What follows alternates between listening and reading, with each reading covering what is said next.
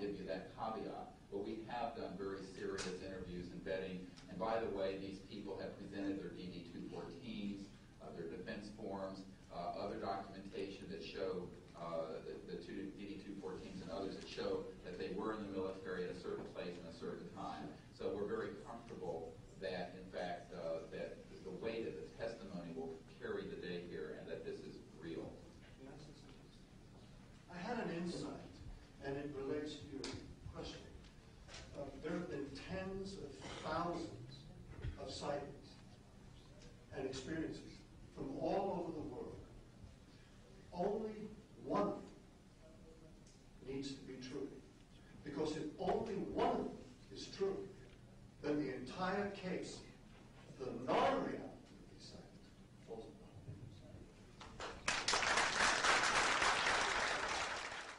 Such evidence out of the public domain, yes.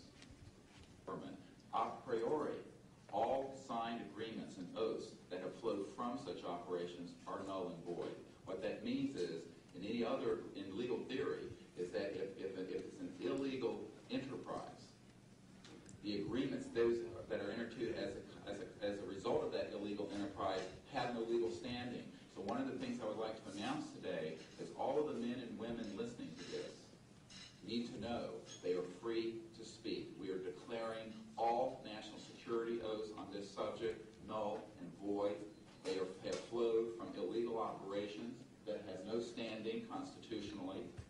My people, my mother's family, who fought in the American Revolution, were prisoner of war with the British to help found this country, did not fight and die to form the United States so that this kind of chicanery can go on. So these men are free to speak, and there can be no legal repercussions against them. We have legal counsel who will also support this theory, and we're taking this to other constitutional scholars. It is time for that game to end. It is time for a new era in the human experience.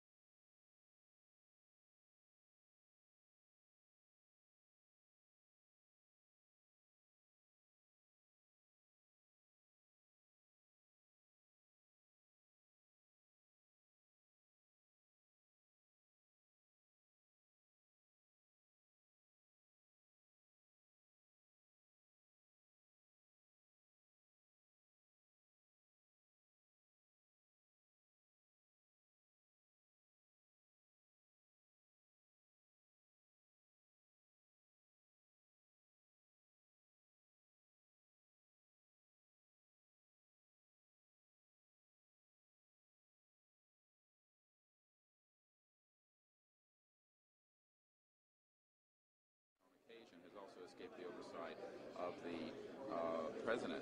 We know for a fact that this has happened. I personally briefed President Clinton's first CIA director on this.